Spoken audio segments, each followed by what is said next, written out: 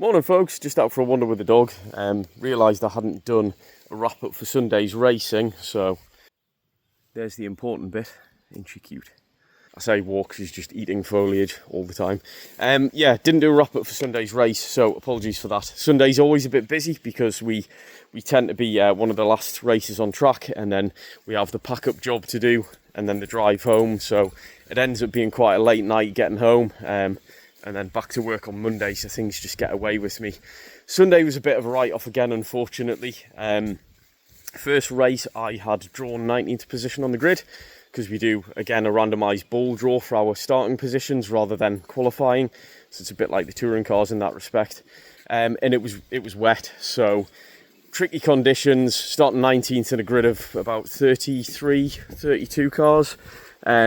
In the spray was just really bad, ultimately to the point where you couldn't see the bonnet of your own car. So managed to kind of pick my way through, make up a few places, but nothing too significant. Probably finished about midfield, so to be honest, don't even know the position.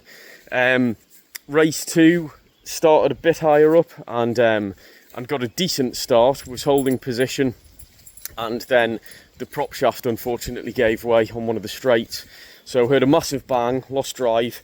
Didn't initially know if it was the differential of the prop shaft, but dipped the clutch anyway to stop kind of things locking up. And then quickly realised it was the prop when I went for the brakes, because they all run down the transmission tunnel together. There's some brake lines in there. And ultimately when I went to press the brakes, the pedal hit the bulkhead and nothing happened. So I was carrying about 100 mile an hour, lost drive, lost brakes. I'd managed to signal to the other drivers and pull off circuit, but then was trying to figure out how to slow the car down. Thought, maybe I could downshift, use a bit of engine braking. Not ideal, but it's better than stacking it into the wall.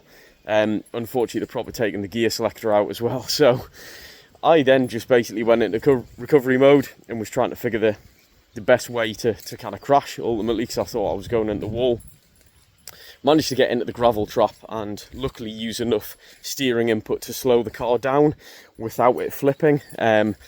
Through luck more than kind of good judgment, managed to keep the car out the wall. So very grateful for that, and that there wasn't more damage. The prop's done a bit of damage to the chassis and things as well, though. So that's currently under repair with my mate Alan before Alton Park. Fingers crossed we can get it done in time.